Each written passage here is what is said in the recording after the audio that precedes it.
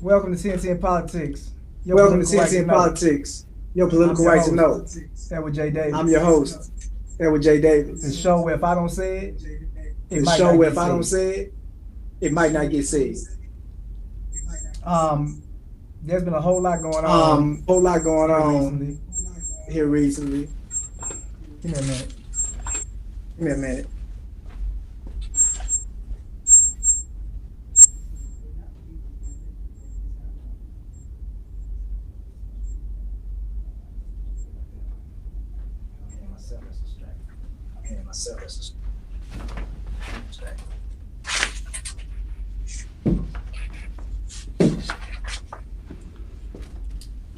And we're back. And we're back. I've been away for a couple I've been of away weeks, for and that's just a because, couple of weeks.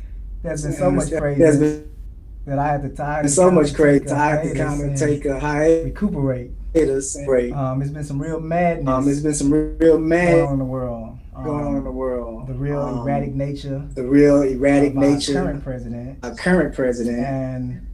And the uncertainty of what the transition. What the transition looks Even like. now, Joe Biden is just getting the clearance necessary to begin an actual transition of power.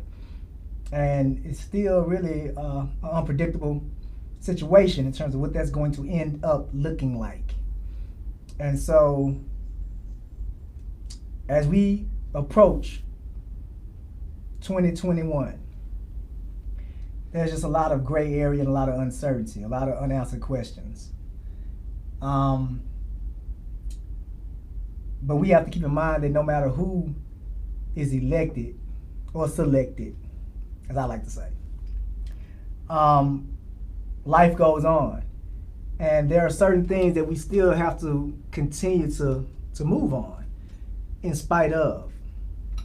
Historically, there's been good and bad on both sides. And even now, in many ways, it seems that there's more politics than solutions. That there's more party allegiance and alliance than there is cooperation for the common good of our nation, and specifically of a certain demographic, a certain population within our society. But we have to keep in mind that movement is what's necessary. Not getting caught up in the moment, but understanding the movement and letting that guide us, regardless of who has a title or a position or calls themselves our leaders. You still know how to govern yourself, right? That's the best politics, the government of self. So as we transition and begin this new phase, and try to get into a post-COVID, right, reality or climate, it's just important that you be informed, but even more important that you know what to do with the information. So TNT Politics is going to continue to serve you and get you what you need so that you can make better decisions, and that you not passively exist and stand on the sideline like a spectator in the stands, as opposed to getting in the game and playing, because we all have a role to play. I have a great show lined up for you today. Texas State Representative Reynolds will be joining us here shortly, and I know that he has a lot to say, a lot of good information to impart to you. And so we want to present you with the opportunity to get informed. That's what TNT Politics is all about. So I do have a quick clip that I would like to show, and I'm not sure if, I'm sure my engineer would cue me when he has found it. but I just want to begin this really quickly before I jump into this good thing with Ron Reynolds. I want to begin this really quickly by just kind of creating the tone of the climate for what we still face as a nation as we get into what America looks like after Trump. So check this out, and I'll be right back with you.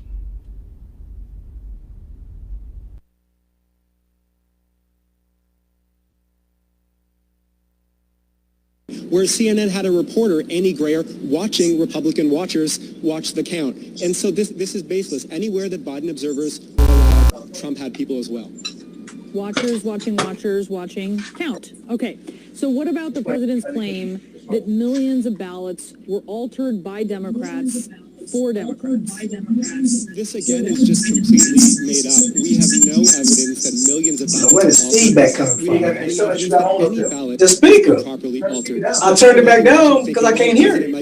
It must be basing this on something. It must be a stretch. No, this But is I'm hearing myself feeding back. And that's a problem because I can't even cut what I'm saying because it's distracting. In the 2016 election, he won. So this is a pattern. Seems every election, Trump is inventing millions of improperly altered votes, millions of illegal votes. Why? Mike's supposed to be muted right now. What about the president's claim that votes were cast after the election was over? That didn't happen, at least on any large scale. A ballot or two might have slipped through the cracks, I can't be sure. But in general, here is what happened. More than 20 states, as usual, accepted ballots that were received after Election Day. Those include military ballots. However, those votes had to be cast, had to be mailed on or before Election Day. So the voting happened by the normal deadline. It's simply that the mail arrived afterward. That's the fact. Yeah, and those actually had to be counted by law. It would have been illegal to not count them. So we should definitely point that out. These are people exercising their rights. In many cases, they are serving around the country. And then the president has been raging against Dominion voting machines. He and his supporters claiming that these machines deleted votes for Trump or they switched them to Biden. What are the facts on that? This is just a bonkers conspiracy theory. There is no evidence that there was any issue with Dominion voting systems that resulted in votes being lost. There is certainly no evidence there was any deliberate nefarious behavior by this company, Dominion Voting Systems. The fact is, this is software and hardware that is widely used around the country in red states, blue states, red counties, blue counties. There were a couple of issues in Michigan, but those were caused by human error by people using the software, not the software itself. There was one insignificant issue with the software in Georgia that resulted in a delay in the reporting of the results, but not in the counting itself. And I need to point out the Trump administration's own Department of Homeland Security issued a statement last week in which they said in bold type, there is no evidence that any voting system altered or lost any votes. This is, again, completely, Brianna, imaginary.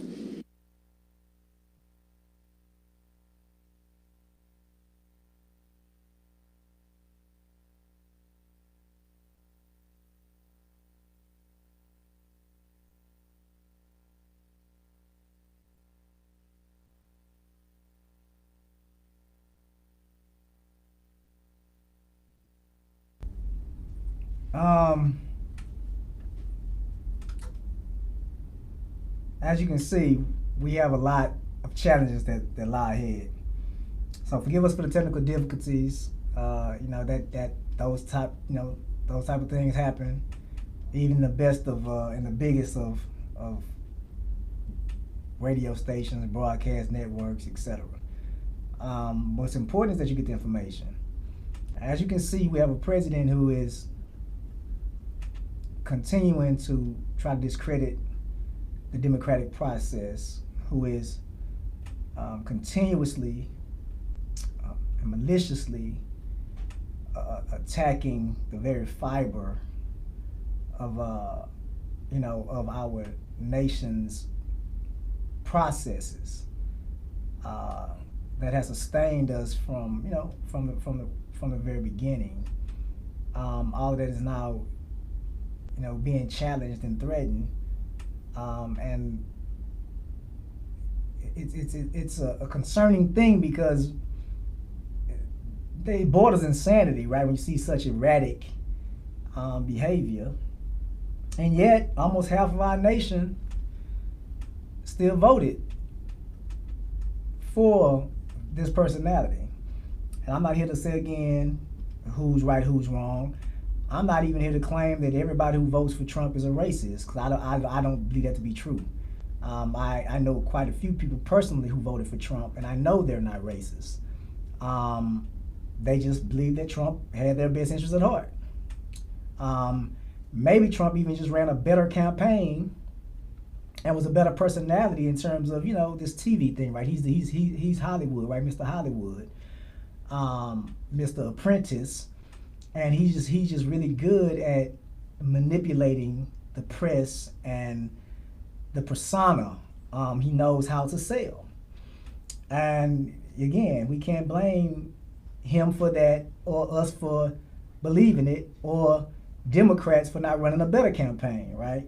What I noticed about Trump in places like Florida, where he got more votes for him than, of course he won it, so he got way more votes for him than Biden did from like the Cuban population, right? This Latino and Latina environment, by playing on their fears, by saying things like, Joe Biden is a socialist, right? Going to push a socialist agenda.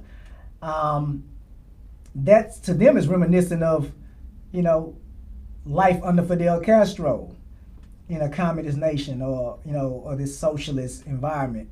So to play on, to say the right trigger words, to play on fears, it almost ensures that they won't vote for that person that would bring back that kind of system, right?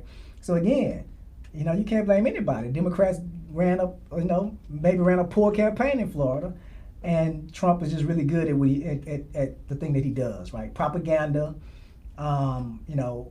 the ability to manipulate the press, and he's great on the public stage. He's a great actor, and so again, to me, that's politics. We have to be aware enough to see through the smoke screen, and to know what's real and what's not. And so I do want to go ahead and get on this interview with Texas State Representative Ron Reynolds. So I'm going to go ahead and bring him into this conversation so that we can have a really, really, good second half, and kind of get him to chime in. So give me a minute.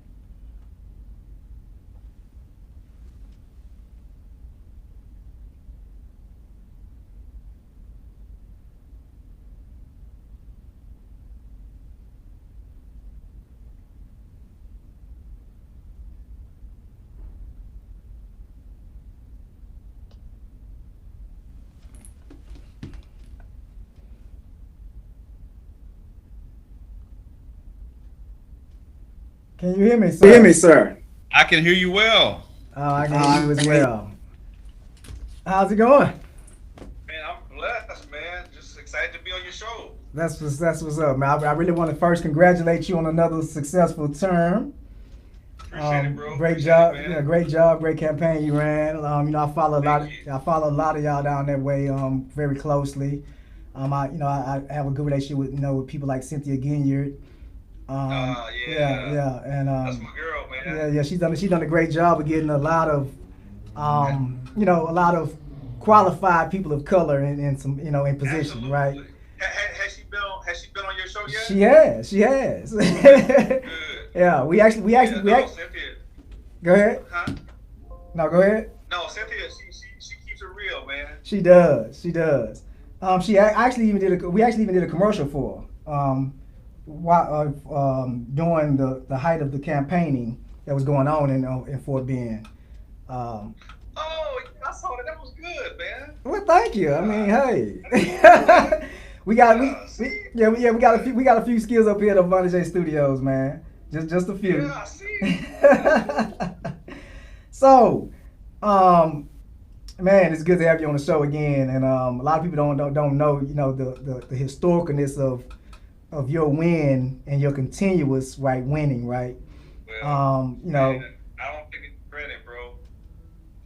I thank God for it, man. I work hard, I grind, man. Yeah, you do, and again, and you really represent, man, for the people. and I can appreciate, and I definitely appreciate that. So so let's jump into this and just talk about just what's going on the political landscape, right? First starting with the election, the presidential election, right? So what are your thoughts about, first of all, Trump's response to the election, right? Maybe I just gave it away. You did. My laugh. But I think Trump's response was really the epitome of a sore loser, someone who is not gracious in defeat. You know, one of the things I try to teach my children as a father, that, you know, lose. You know, you want to go all in to win, but if you lose, don't be a sore loser. You shake the other team's hand at the end of the game, you know, and you work harder the next time. Well, you know, President Trump showed the kind of person, you know, he showed us what we always knew he was, a very egotistical, self-centered person. Instead of putting country first and bringing everybody together to unify the country, he will not even concede, and he keeps filing ridiculous legal challenges that has no real basis in law. So basically, you know, he's trying to legitimize the election by saying there was fraud and there was cheating and there was no evidence of it, instead of just saying you lost by over 6 million votes. So, you know, I'm not at all surprised. I'm very disappointed. He is who he is. Maya Angelou said it a long time ago: when people show you who they are, believe them the first time. We knew this guy was a clown when he walked down an escalator when he first said he was going to run for president. He's a reality show guy. I mean, it's sad, man. Even, you know, I got 9-year-old kids, twins. They know he's a joke, man. So it's time for our country to move forward. On January 20th, 2021, Trump has been a real disaster. I mean, it is almost like watching a reality show. But the sad thing is, this man has his finger on the nuclear codes. This man is arguably the most powerful man in the world, the leader of the free world, and he's a laughingstock. He got everybody looking like a joke. So yeah, I think it's sad that he won't, you know, try to bring us together in terms of, at such a time as this, when we're dealing with COVID and record unemployment, all these deaths. I mean, come on, man. It's a joke. Right. So it's safe to say that you were not at all surprised by so were you surprised by the outcome, right? Like, not so much his response, but just the outcome, right? You know, I'll tell you what I was surprised about. I was surprised that as many people voted for him as they did. I wasn't surprised that he lost. I was surprised that you had so many people. What the heck were they thinking? What were black people thinking? How can black folks vote for this man that you know, wouldn't say Black Lives Matter? You know, that was the birther behind, you know, the whole Obama, you know, deal. Wouldn't make him a legitimate. He's not from here. Let's see his birth certificate. I mean, yeah, I was surprised at how many people actually voted for this clown the second time. The first time he had people fooled. He's a great businessman. He's going to create jobs, do this, and this. But people who still voted for him after he, you know, has so many debacles and scandals and all kind of stuff, you still vote for him. I just scratched my head, man. Yeah, because he's still gonna go down in history as with the second highest amount of votes from the population. All these people. Who are these people? I mean, what rock are they living under? Like, I mean, I wanted to shake them. Like, really? You voted for Trump? Really? You know? I mean, come on, man. I mean, Biden may not be, you know, Obama, but he ain't Trump. You know, and then you got Kamala Harris. I mean, it just, I have no words for it, bro. I mean, I really don't, man. I mean, as someone who deals in law and politics, I can't even begin to understand why people would vote for Trump a second time. I mean, again, like you said, I mean, over in greater numbers. Yeah. I'm like, what? You know, so yeah, it's a lot of, it just begs the question of what were they thinking when they went behind that voting booth. Yeah, we on definitely on the same. We definitely on the same page with that. It's one of those head scratchers for sure. It's just like I mean, it's hard. For me, it's hard to believe, but it also kind of just pulls the veil off of this reality, right? This very polarized world we're in, and all of the racism that has always been just below the surface, right? You know, and now and he gave that permission, he gave that legitimacy that a lot, yeah. The neo Nazis and skinheads, he emboldened them, man. They could come out and put their sheets out, you know. I mean, be out in the open and bold with it, you know. We don't live in a post-racial America like some people had hoped we would after the election of Obama. In many regards, man, it's gotten worse, man. And you know, that whole "Make America Great Again," all these dog whistles, man. I mean, man, it's real, bro. Right, it's right. real. Yeah, but you know, people voted for him. It's the old saying, things that make you go, I can't. I really can't understand it. I can't. Not a black. I can see a racist voting for him. I can see a segregationist voting for him. But I can't see a decent human being that has good moral character, that care about, you know, people of all races, genders, and socioeconomic. I can't see them voting for Trump. I just can't. Oh, I agree. Yeah. So, and of course, as we speak, he's constantly trying to undermine the democratic process. All these ridiculous challenges in the courts, all of these these ridiculous, outlandish claims of these massive levels of fraud, and and he's boldly still saying that he won the election and it was stolen from him. Like, I mean, boldly. Yeah. Boldly, man. I mean, he can look at the camera and tell a bold-faced lie, like, and then call anything that's true, he calls it fake news. So anything that challenges anything that he says is fake news, but all the stuff he says is the gospel, and he lies like it ain't no tomorrow, man. I tell you. And then people, it's the crazy thing about it, some people still follow him. He's raised over $120 million since he lost. Like, dude, you just might as well burn the money. I mean, what the heck? I mean, I try to find ways to rationalize it, and I can't. You know, I try to think, what is their angle? You know, right. Then I got people to believe he was cheated. Where's the evidence? How? What? I mean, what did they do? You know, how did they cheat? He lost. I mean, and again, there's no question about that. But it's the fact that so many people are still looking for something. That's the real problem, right? Exactly. When they know this man has the best legal counsel and legal teams in the world, and they can't produce a shred of evidence, and even the little evidence they come up with is still it's so small and insignificant that I mean it won't change any outcomes anyway, right? So, no. Right? It was amazing. They had he paid for a recount in Wisconsin and ended up losing by more votes than he had the last time. Exactly. Yeah, I'm like, come on, man. This guy. I'm telling you, man. If it wasn't reality, it'll be funny. It'll make for some good comedy.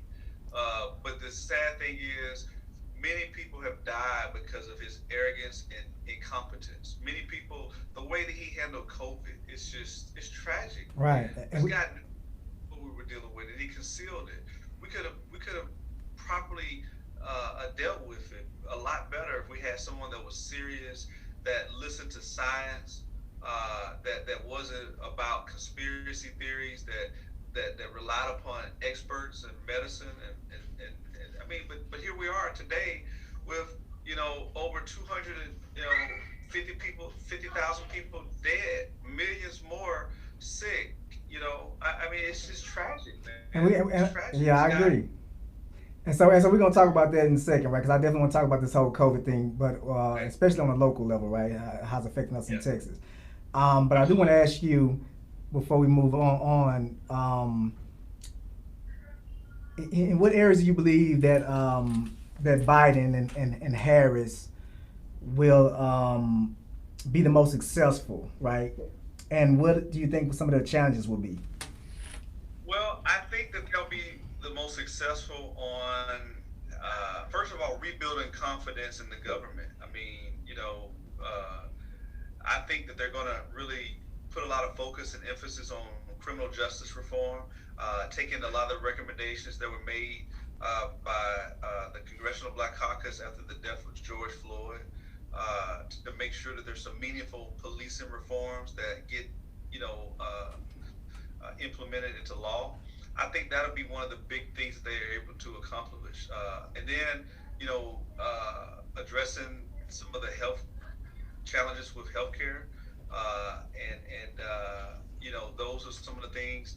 Addressing climate change. I think they're gonna, take that stuff serious.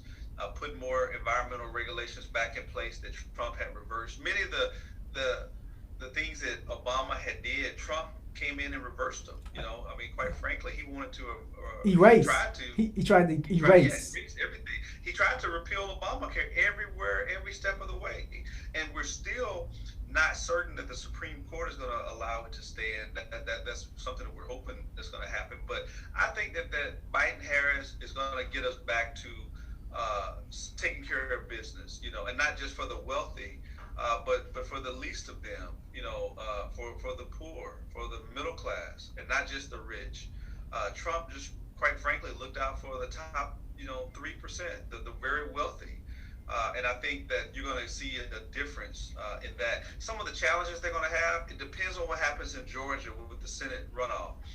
If Mitch McConnell is still the Senate majority leader, is still running the Senate, then it's going to be challenging to get any of those progressive bills passed, just like the current administration with Pelosi. So a lot is going to depend on what happens on January 5th. If the Democrats can flip those two Republican seats in Georgia, then I think that Biden and Harris are going to have a much easier time getting these changing a lot of the things that they want to. But if they don't, the biggest challenge and obstacle they're going to have is Mitch McConnell and the Republican-controlled Senate. So really, a lot is going to be determined based on that election, and that's going to determine how difficult of a 4 years that that Biden will have, if depending on who is the Senate majority leader. We know that Nancy Pelosi is going to still be the Speaker of the House. The Democrats will have the majority, so they won't have any problems getting, progressive things out of the House. It is the Senate. That's where bills have gone to die a very slow death. Right, time and time again. No progressive changes since McConnell's been the Senate majority leader. In fact, he's the one that said his number one goal when Obama was first elected was to make him a one-term president. He tried to do everything he could to make him fail, and he's been an enabler to Trump. So that will be Biden's biggest challenge is Mitch McConnell. I agree. Yeah, because he definitely would come to power as one of the weakest presidents in history if they maintain control of the Senate. Right. And again, it'll be hard to get anything progressive done. Oh man, you can right about that. They don't. Right. They'll hijack it and hold it hostage. It'll go nowhere. They'll have to water it down and make all kind of concessions if he's the majority leader in the Senate. So we anticipate. I'm claiming victory. That's the only way we're going to be able to move forward and not be stagnant if we get the majority. And I'm saying those two Senate seats in Georgia. So that'll be historic. And I'm doing everything I can to help that happen. I love it. I can say this too, though. Biden has a pretty strong history of working across party lines and still getting things done. So I think it would be really, really difficult.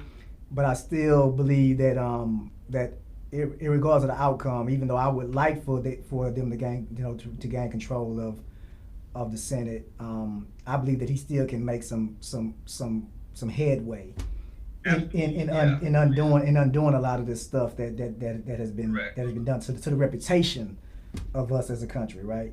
Right. Even Right. like you said with the climate stuff, with with with reaching back out, right, and reestablishing those relationship with our allies. Right? Yes, that's a key deal, man. Absolutely. Trump has certainly botched a lot of relationships, man. And it really made us a laughing stock. I mean, he's a joke. You can't take him serious. He's alienated so many of the world leaders, you know.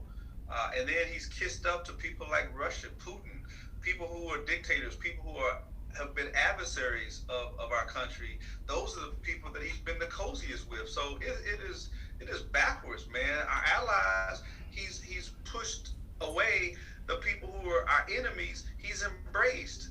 You know, I mean, you know, Kim Jong Un. You know, it just baffles me, man. And I mean, you know, it's crazy. You know, our worst enemy, our biggest enemy is Russia, and here he is propping up Putin. Putin got some on him, man. Putin got some on him. You know, it seems like it. It definitely seems like it. You know, Putin's puppet. You know, I mean, it never would even admit, even though our intelligence agencies showed him evidence that Russia interfered with the election to help him win. He never, you know, he talked bad about his own intelligence agencies, the CIA and everybody else. I mean, and then, I mean, just crazy, man, just crazy stuff, you know? Right. So, yeah, it will be a reset for America to get back to, you know, world dominance and respect and admiration, and taking us serious again, you know, and having someone that's truly about the business of the people, and that has a respect and appreciation for the historical and the significance of the president of the United States of America. It used to mean something. It was a joke. It's like, oh man, you can be a reality star, be president. That ain't nothing. Yeah. It used to be when you grow up, I want to be president. Man, you got to really work hard and be smart and this and that. It's like, oh no, Donald Trump can do it. Anybody can do it. That's why Kanye ran. He's like, hey. Yeah. He's like, hey. Why not? Hey, you know, shoot, why not? He can do it. Donald Trump, right. So let's talk about this COVID thing, man, because it's still ravaging communities and claiming lives as we speak. Every day. And every day, yeah. So so on the national level, we know it was just a terrible response. Correct. Biden has even said now that he has access to the briefings, right, and can begin the transition, that they basically still had no plan in place. Even rolling out the vaccine, right? He's like there's nothing here, right? How do you think, or what do you think the Biden-Harris team should be doing to try to, as quickly as possible, get us back to normal, right? Well, that's an excellent question. And from what I've seen, one of their priorities is they have done it now. They've assembled a great team. They have Dr. Fauci, the preeminent, expert on infectious diseases. They've instead of distancing him and diminishing him, like Trump was doing, they're embracing him, and so they're very serious about coming up with a robust implementation of the vaccine, and how do we protect people as we anticipate getting that to the American public in stages. They're very serious about masks and following CDC guidelines, whereas Trump diminishes it and brushed it off, even though he himself got COVID and his family did. And even Herman Cain. I mean, poor Herman Cain went to that rally and he got it, and he ended up dying. They never even said nothing about it.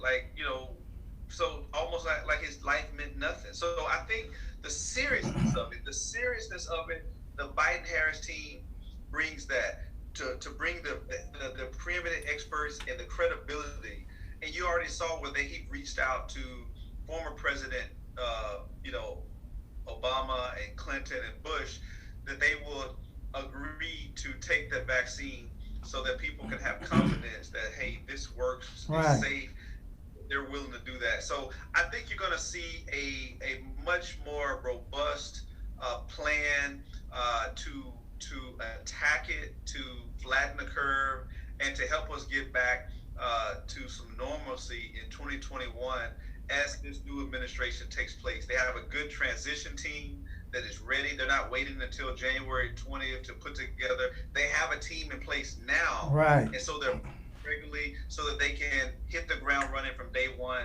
And I think that's going to give the American people a great deal of confidence and a sense that there is a concern in the White House about the COVID-19. And you don't see that with the president. There is no real sense of urgency when dealing with it, even though the numbers continue to go up.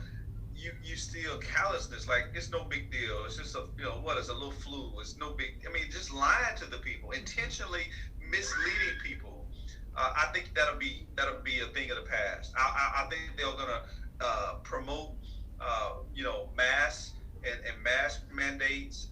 They're gonna promote all the safety protocols that the CDC recommends. Those are the things that Biden-Harris will do from day one. Do you foresee a lockdown, another lockdown in our future?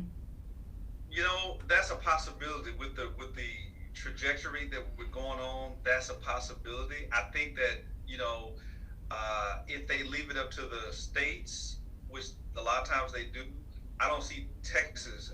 Our governor will not do it again, even though it may be at our best interest. I don't believe that he'll do it because he's cowering to the far right and the Tea Party conservatives that say, no way.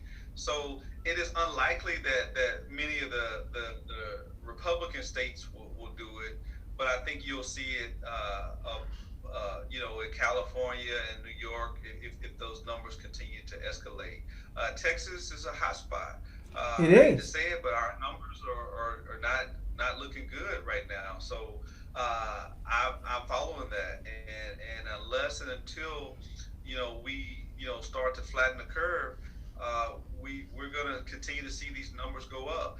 I'm thankful that there is a vaccine, and I'm prayerful that vaccine will be widely distributed in the early part of 2021, so that we can get that, especially our most vulnerable. I mean, because it's a lot of people who look like us. African Americans are disproportionately impacted. No doubt. Hispanic are disproportionately impacted, and so I'm very selfish when I say, I want to see that, because a lot of my constituents that are African, the people who look like us, they've been severely impacted. Jeff Boney, Missouri City Council member, almost died because of COVID-19. Yeah, I know. He was very fortunate that he was able to get some top-notch medical care from the preeminent expert, Dr. Verone, one of the top infectious disease experts in this country. Right. That helped him Yeah. life. I actually saw him after that. Yeah. So we really got to take this serious, and I think that having Biden president is going to help us tackle one of the biggest challenges that we faced in our lifetime. So yeah. Right. So now that we're on this topic of COVID and vaccine, I do want to share with you, and I'm sure you may already know, but I do want to highlight this for the audience and to get your feedback. The statistical reality about the concerns over the vaccine, mainly among people of color, right? And so there was a study released by the COVID Collaborative, the NAACP, and I believe this organization called Unidose US. And basically, they found that only 14% of Black Americans trust that a vaccine will be safe, and only 18% trust it will be effective, right? So a population disproportionately affected by COVID, vaccine becomes available, only 14% willing to take it. How do we begin that conversation, right? Undoing the distrust, because the reality is this: we know historically That's right. from Tuskegee experiment, right? We can go down through there. That's right. That we've been lab rats. We've been the lab There rats you go. for some for some government mischief and That's right. and That's right. atrocities towards people of color, and so the Right. distrust is justified.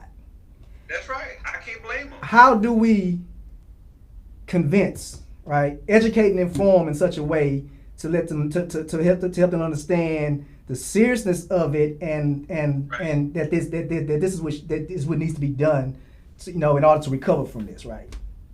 Well, that's an excellent point, and it's hard to argue with history, right? I mean, we know the history, and we know how African Americans have been used as guinea pigs and lab rats. So, we have to rebuild that confidence, and that's why I'm so thankful that Trump will not have a second term, because that there would not be much confidence, right? So I think by having Barack Obama say, here I am on national TV in open transparency, taking the same vaccine that you're going to have access to, having other leaders that we know and trust to do the same. That is what it's going to take in order for us to see with our own eyes that this is real and that this is not some attempt that could harm us. So and that's going to be the responsibility of our leaders. I mean, Biden and Harris are going to have to bear that responsibility, and I think that they'll rise up to be able to do it. And I think having Obama and others that Oprah's and other leaders are going to have to be very transparent. It's going to take the hip hop generation. It's going to take a village, as the old African proverb says. Right. Clergy, TD Jakes and others to say, hey, this is real. That's what it's going to take. And I hope that we get that kind of leadership to help dispel those concerns, those legitimate concerns based upon a tragic past that we haven't forgotten, and that is real. That's the reality. People's perception is their reality, and so we're gonna have to deal with that head on, not address it and tiptoe around it. We're gonna have to go straight on and deal with the elephant in the room, and that's what it's gonna take. So I'm ready to see action, and they're gonna have to lead by example by doing it themselves. I mean, I want to see a camera in front of them. I don't want to see I want to see. They don't want to see the packaging. Right. All of that it's gonna take. They don't want to see no beanie, no wool over. They want to see this is real, and this is the same stuff that the other folks getting. I want that. So that's what it's going to take, and that's what I think we're going to see demonstrated under this new administration. They're going to lead by example. Okay, so on a local level, could our responses have also been better, and what are our politicians, right, our leaders doing to reverse some of this stuff? Our local response could have been a whole heck of a lot better. I think that Mayor Sylvester Turner did a good and Judge job. Lena Hidalgo did a good job in Harris County. They did. I think KP George did a good job in Fort Bend County dealing with what he had to deal with.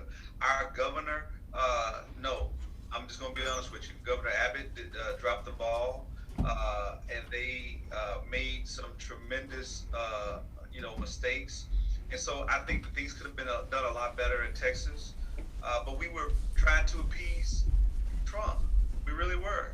We were trying to appease Trump, and that was to our own detriment.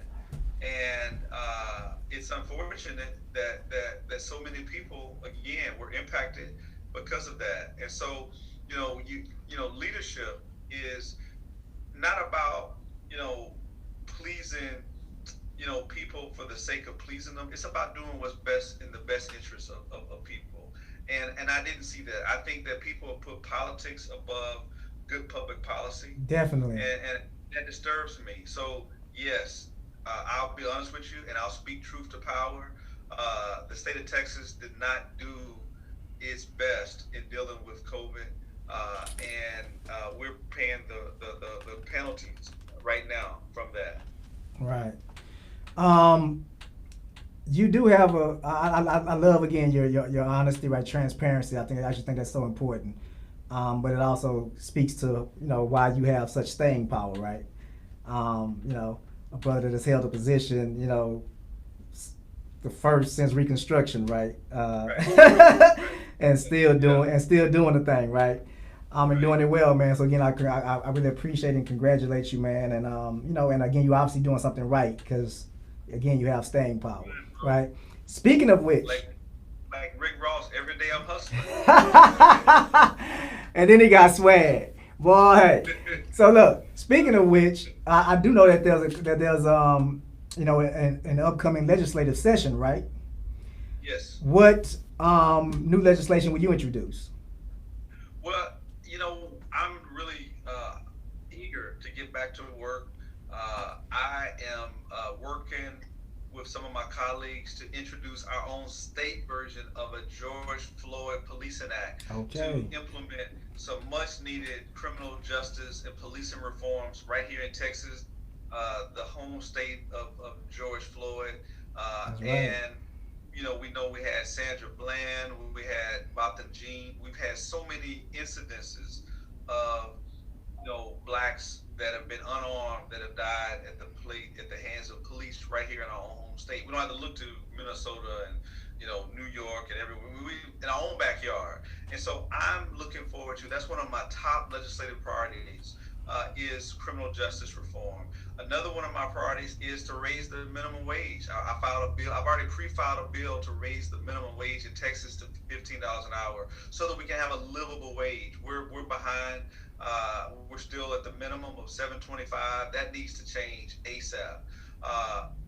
We're one of the 14 states that don't have Medicaid expansion, and that's why Texas leads the nation in the number of uninsured. We're number one Wow. in the highest percentages of uninsured, and that is unacceptable. So I filed a bill for Medicaid expansion in Texas. Yes, that is Obamacare, and that is the only reason why we don't have it is because our Republican leadership has put politics over lives. We've lost billions of dollars in federal funding because we don't have it. We've probably lost hundreds of thousands of lives that could have gotten medical treatment, but they didn't have access to health care, and therefore they didn't get the care that they needed. So there is so much that we need to do this next legislative session, dealing with the digital divide and COVID, with a lot of people that don't have access to internet and other services that they need to homeschool their kids.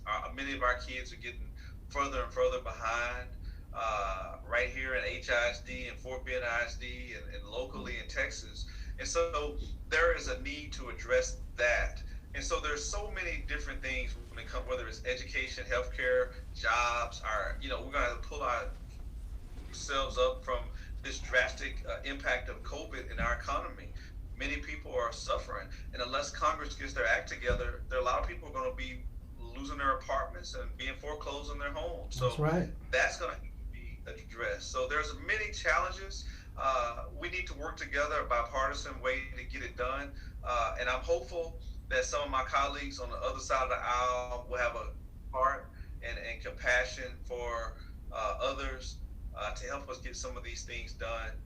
Because a lot of times when you're wealthy, it's either the weather the storm, where you have a nest egg, a savings account, but when you live a paycheck to paycheck and that paycheck is gone, man, it's rough, and you don't know where you're going to get the next meal. That's why you see those lines where people are waiting hours just to get some food from the Houston Food Bank.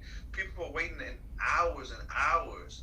People are begging. People are in line, trying to get, WIC and food stamps, man. It's hard out there. So we're going to have to address those things this next session, and I'm looking forward to getting to work to do what's best for our state.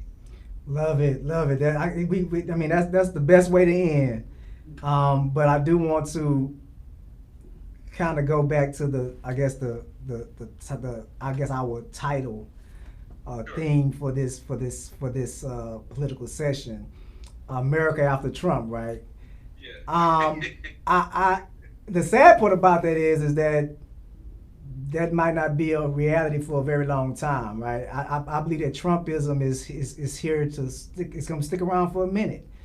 When you have that many people who voted for him, when That's he's right. raised that much money, Yes.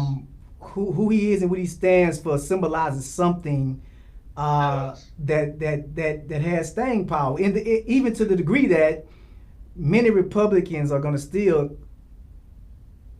cow to him, right, That's right. and do his Absolutely. bidding because of the influence he now has over the Republican vote, That's it. right? And That's it. yeah, That's it. so he's going to have a lot of influence Yes. over the political process for a long time to come in the foreseeable future. So, Right. so what does America look like? even with him out of the White House, right? You know what? He's still gonna have a big bully pulpit because his following on Twitter, his access to Fox News, and his ability with social media to get his message out there.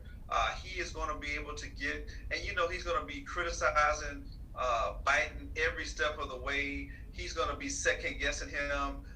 He's going to be, throwing any Republicans that side with him under the bus. So you're right. I think he's going to be a fixture, a thorn, but he has a great following. Some people almost cult like. They follow him over the cliff. Like Jim Jones. I mean, he really does have that kind of following, and over 70 million people voted for him. So we can't underestimate his impact and his influence on our country, and he's going to yield it. He's not going to go quietly into the night. He's going to be very bitter and vindictive for anybody who didn't support him, and he will yield a powerful, message. I mean, with his bully pulpit. So he may not no longer be the president, but he will still have access to get his message out there and control a narrative for almost half the country. That's right. Oh man, Yeah. you again, this yeah, right. I love it. I love it. It's a nightmare we may not just wake up from on January 20th. It will likely continue. He just won't be president. I agree. So before we close, I want you to end by letting the viewers know. Well, so on the local level, right? What advice would you give listeners on becoming more engaged in the political process, right? On the local level, and how could they reach out to you in your office if they wanted to get involved in some way with with the political process? Well, I always encourage people to be engaged in the local community. I mean, it's all politics is local. It's great to talk about what's happening in D.C. and the White House and Congress, but there's so many things that impact you more directly right in your backyard. That's right. With your representative or your city council member or your mayor or your county commissioner or your sheriff, your constable. That's where the rubber meets the road. So I encourage people to know who their elected officials are, that they're registered, that they vote in every election, and that they hold their elected officials accountable. Let them know what you want to see in your community, and then volunteer, be engaged, be involved. We always love to see volunteers when we do our food drives. We love when people are helping, because that's the way we get things done, when we have people that are willing to give back and to volunteer. So I encourage people to reach out to us. I'm very open and accessible on social media. You reach out to me, I'll hit you back. You can call, all of my information is there. You can call my district office. You can make an appointment with me. I'll be happy to meet with you. We're doing a lot of things virtually now because of the pandemic, but I am still accessible. I'm still in the community. I just happen to wear a mask when I go out, and I encourage others to do the same thing. But yeah, I want to leave your viewers with this. I mean, we all bear responsibility. We can't wait for the next Dr. Martin Luther King or Malcolm X. We're the ones we've been waiting for. We're the change that we want to see. So we must be the change that we wish to see in this world. And the only way that we do that is by being engaged and being involved. No matter how busy you are, you can, write a letter, make a phone call. You can do something to be involved in your community. You can volunteer, at the least you can vote, and to make sure that you're electing people that hold the same values that you hold. And that's the way we build good communities, and we get good people in government offices that reflect the diversity and the will of the community. So that's what I want to encourage people to do. And I appreciate this platform that you have, that you've given me this evening, man. It's been a pleasure to be on your show. I look forward to, hopefully I didn't do too bad. You'll invite me to come back. I'll definitely be inviting you back, man, for sure, man. Especially again after the legislative session, so we can actually see, some work getting done, right, and start holding some of y'all accountable. We watching you. We watching you, man. Absolutely. I want to. We don't have term limits, but I tell everybody, every election is a term limit. You can hire me, and you can fire me. That's right. Let them know. You need to get me out of there. Appreciate you, man, so much, man, for your time. I thank you, man, for showing us love, and I look forward to seeing you again. So be safe out there. We can get the job done. Keep up the great work, man. Thank you. Right, Take care. All right, bye.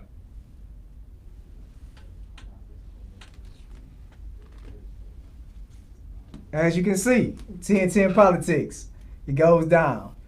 Thank y'all for tuning in.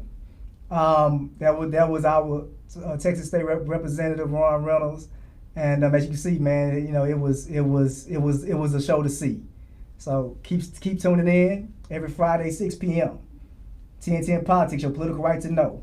The show where if I don't say it, it might not get said. I've been drinking, smoking for a while, just to take away the pain, baby. Take away